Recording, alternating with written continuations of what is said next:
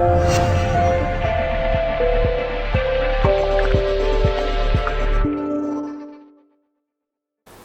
there anybody here who would like to be healthier than they are? No, nobody, right? Of course not. Yes. Is there anybody here who has ever read a magazine article or a newspaper and got contradictory advice about what to do to stay healthy? Everybody, you know? There's a lot of information out there about what to eat, what to do, whether you should get up at 5 o'clock, get up at 11 o'clock, I don't know, swim, run, jump, whatever, I don't know, lots of different things. We were very fortunate to meet Vicky Kuriel, who is fast becoming, I would say, one of Australia's leading authorities in this area. And in particular, Vicky is a proponent of the low-carb, high-fat Paleo approach to well-being. She's a dietitian, she's the co-founder of Acacia Health, and her qualifications and experience span a really broad range of health, fitness and nutrition areas. 16 years experience in consulting and practicing, lecturing and training, and recognised as one of the pioneers of Pilates in Australia, which obviously has become increasingly popular over the recent years. As I mentioned, she's a proud proponent of the low-carb, high-fat dietary approach, and I'd really like to invite her to share some of her thoughts and some of her research findings, just give a little bit of background on health, well-being, energy levels, all the things you're going to need to get through this year successfully. Please make a welcome if you will, Vicky. All right, so we all are here because we want to be successful, yes? Yes, sometimes. Yes, good. All right, so what's the secret to success? Well, you know, this is where I'm going to come in maybe at a slightly different angle to what you've been thinking a long time. Yes, we need to work hard or smart or whatever it might be, but a popular magazine recently published that the greatest secret to success is fitness. Forbes magazine, every few years, publishes the fittest top 25 CEOs. And if you have a look at that list, you will be amazed at what these people can achieve in a day. And I can guarantee that you will be putting your runners on and finding the closest CrossFit gym and getting involved so that you can grow your business. You know, think about guys like Sir Richard Branson. He's been quoted to saying that a day does not go by that he does not exercise. You know, hate him, love him, Barack Obama as well. You know, his top 5 list includes exercise as one of the things that he needs to do to remain successful. So, you know, hopefully I'm convincing you here a little bit. Health and fitness, what is the cornerstone to health and fitness? It's nutrition. You know, different people will say different stats, but they usually are somewhere between 80 and 90% of your health is dependent on what you put into your mouth every single day. And you know what? It's a choice. Nobody forces you to put anything into your mouth. You can completely control that. And that is the beauty of nutrition. You have complete control. So today, I want to take you through a few tips. I'll share a little bit of a story with you, demystify a few things out there. So starting off, I hope that you don't think of me as one of these nutritionists or dietitians that's going to sit here and preach to you how you should eat this and you shouldn't eat that. I'm not that. I promise you I'm not that. I was that. I was that for many years, and I'm embarrassed to say that, but I absolutely was. And I went through university and did 3 million courses and studied for way too many years and worked in big hospitals in Melbourne.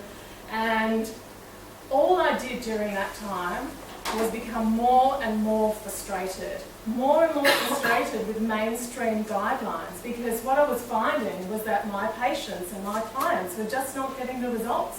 And it was like I was hitting my head against a brick wall.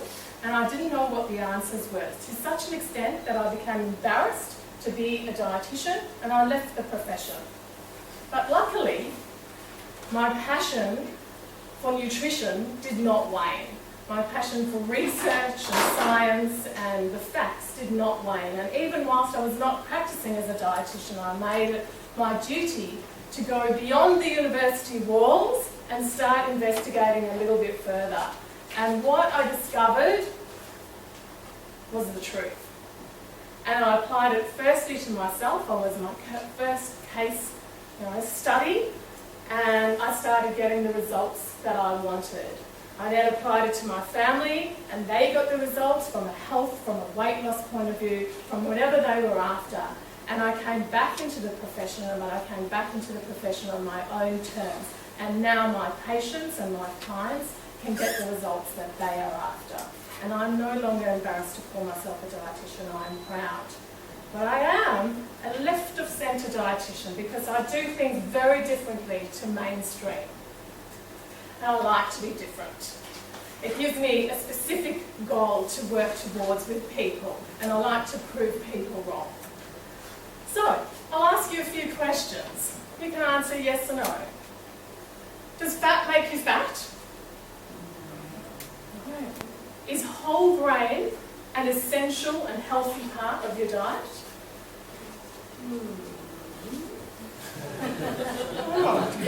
Can we answer? Saturated fat, you know, the stuff that's on butter, lard, chicken fat. Does that clog your arteries? Does that cause heart attacks? Now, this is the sort of stuff that we've been fed all our lives. But it's nonsense. Most of what we've been told is absolute rubbish. It really is. You know, most of our diet, 60, 70, sometimes even 80% of it should be fat. Fat, not carbohydrate. You know? And that fat should be coming from mainly saturated sources. Wow, how can this work? You know, whole grains are not an essential part of our diets. There are other foods that can provide us with all the nutrients that are within whole grains. You know that diet pyramid that we've all been subjected to at school, and then you go into the doctor's rooms and you see it there, and it's in the media. The only thing that does, if you follow that pyramid, you end up looking like the pyramid. Alright. So, we wanted a few tips. John said 5, I've got 6. Alright. Are you ready? You've got to write these down because these could change your life. This could change your business. And I'm not being funny. I absolutely believe this. So, what is number 1? And I want to get these in order. Number 1 is JERF. JERF. What does that stand for? Just eat real food. If you look at it on your plate and you cannot tell what it is or what's inside it, that is not real food. For example, a chicken nugget. What is in that? You know, you read the back of labels of food and there's numbers and letters and you can't even pronounce the words on that. That is not real food. We want to eat real food. A piece of chicken, you know what that is. A spinach leaf, you know what that is. That is real food. That is number 1. Number 2, anything with the heart foundation tick on, stay away from. Now, if somebody else, I put this on Facebook, on our Facebook page today, and I said, these are the 6 points that I'm going to be talking about at a meet-up this evening. And someone said, oh, actually, there's 2 oils with the heart foundation tick that are okay. So maybe 99% of stuff with the heart foundation tick, stay away from. Fat is not your enemy. Fat is your friend. You need to embrace fat. You know, the more fat that you eat, the more fat your body will burn. So fat is your key to getting leaner. It is not going to make you fat. I guarantee you that. The next point here is buy the best quality food that you can afford.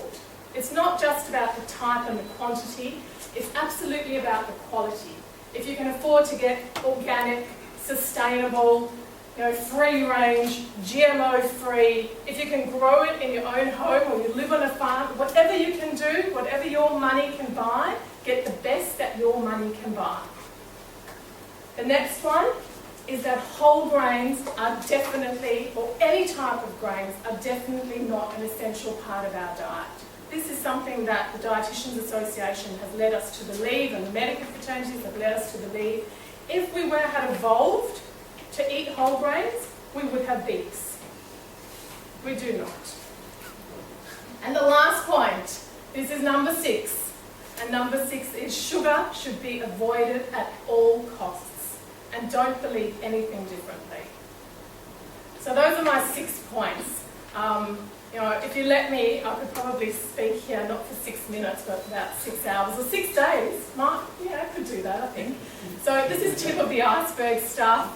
I've recorded plenty of videos, a series of videos to introduce you to this way of eating, the lower carbohydrate, high fat, paleo approach to eating. You can check those out on my website, which is eatplaylove.com.au. John will give you some information about that tonight.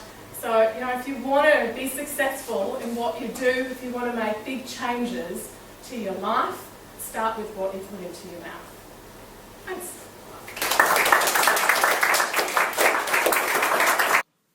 To get access to the full series of 6 free videos on easy low carb living, please join our mailing list at eatplaylove.com.au.